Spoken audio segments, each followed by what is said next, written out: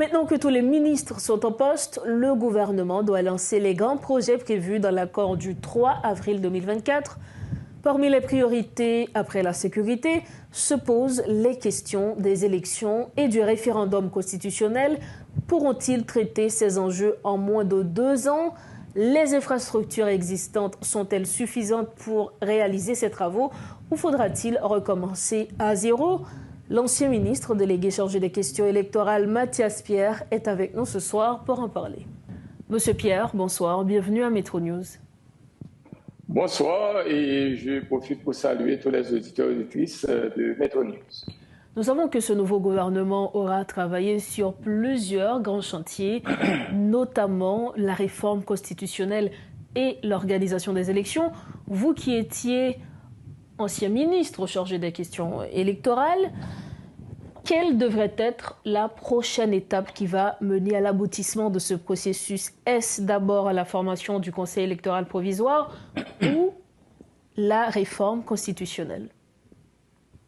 Bon, et en fait, j'ai toujours prôné qu'il y ait un processus où des actions sont menées en parallèle si on veut effectivement arriver aux élections et comme nous le savons dans les 16 mois à venir pour la transmission du pouvoir à des élus légitimes.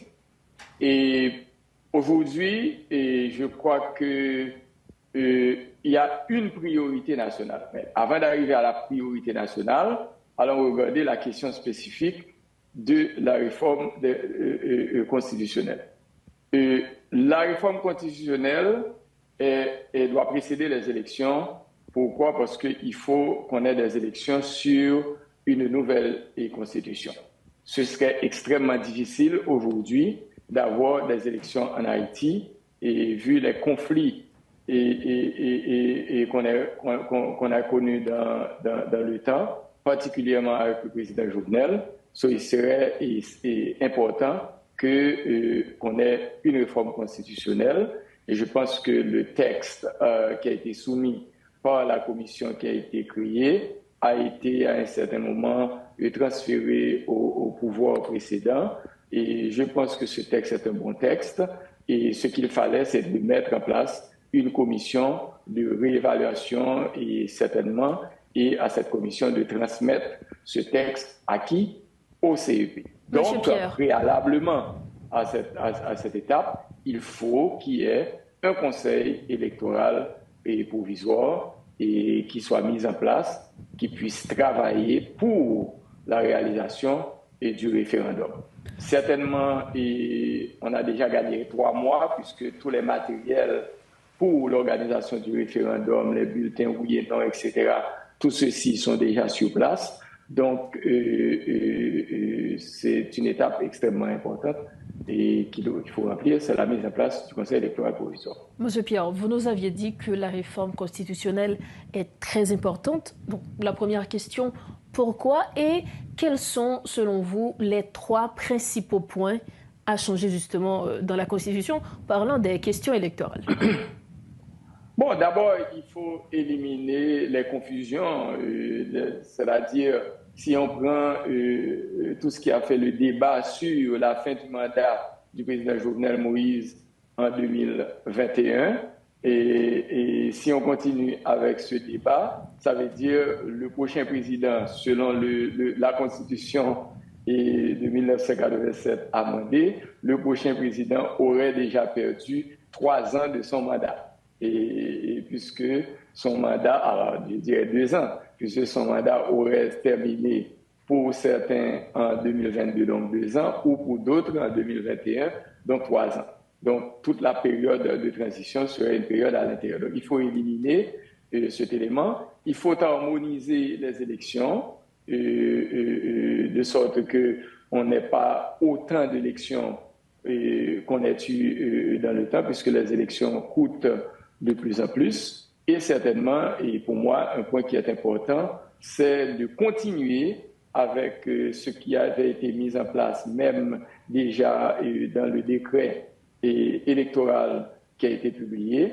Il fasse de sorte que la diaspora haïtienne, ceux qui sont à l'extérieur d'Haïti, non seulement puissent avoir leur carte d'identification nationale dans les pays où ils sont, mais que le Conseil électoral puisse mettre en place des éléments pour que ces individus puissent voter à partir du pays où ils sont actuellement. Nous savons que des travaux ont été déjà réalisés en ce sens, justement, vous venez de les évoquer. Est-ce que ces travaux effectués peuvent profiter à cette nouvelle équipe gouvernementale et à quel niveau surtout? Bon, le travail qui a été fait n'avait rien à voir avec une équipe au pouvoir ou non, puisqu'il y a eu une commission indépendante et le président Alexandre qui est mort, le général Abraham qui est peut-être aussi mort, et après, sans oublier les autres personnalités qui se sont impliquées dans ce travail, pour moi, on produit un travail exemplaire et pour moi, c'est un travail, certainement, il était toujours question d'avoir une autre commission indépendante qui puisse évaluer ce travail, question d'aller plus vite. Je crois que c'était déjà dans l'accord du 21 décembre, etc., qui a été signé précédemment.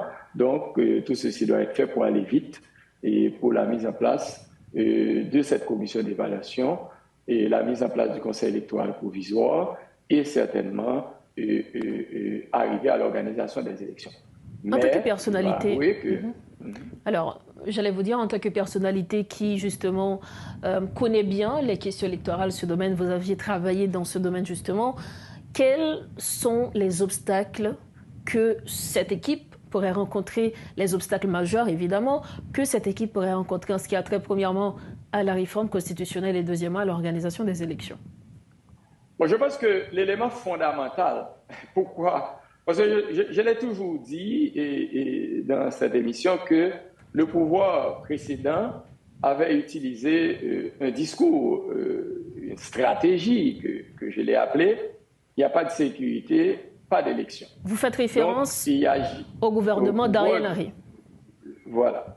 Et rien n'a été fait pour la mise en place d'un environnement sécuritaire pour l'organisation des élections. Aujourd'hui encore, si on regarde ce qui se passe pratiquement depuis le 25 février, l'ancien Premier ministre n'est plus, et il y a eu un conseil présidentiel, on regarde tout, mais on ne voit pas de manière concrète qu'est-ce qui est fait, quelles sont les décisions qui ont été prises pour se différencier du pouvoir précédent par la mise en place, par la priorisation de la question sécuritaire. Puisque on ne peut pas réellement avoir des élections s'il n'y a pas de sécurité. Donc, aujourd'hui, tout le monde se dit, OK, nous sommes d'accord, qu'on s'attend à ce qu'il y ait une mission internationale pour la mise en place d'un environnement sécuritaire. Ce n'est pas très évident que les Kenyans vont venir en Haïti. Par contre, il y a un ensemble d'étapes d'actes qui ont été posés. Par exemple, la mise en place d'une base au niveau de l'aéroport par le gouvernement américain pour faciliter le transport aérien, mais en plus, 70 millions de dollars qui ont été décaissés par le gouvernement américain pour aider au renforcement de la police et éventuellement des forces armées d'Haïti.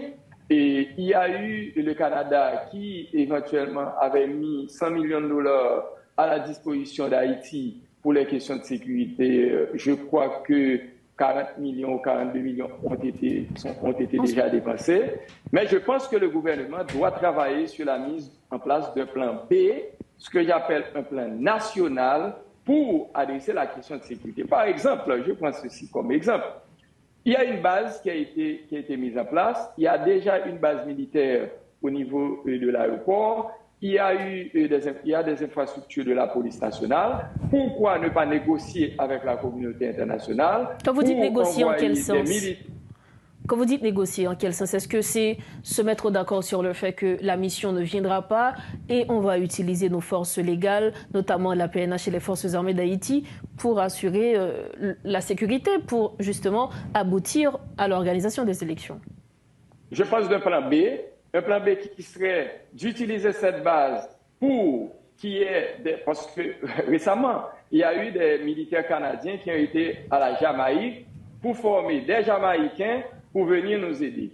Pourquoi ne pas envoyer ces militaires étrangers canadiens ou américains en Haïti en utilisant cette base pour pouvoir former les militaires et les policiers haïtiens, ensuite les équiper de sorte à ce que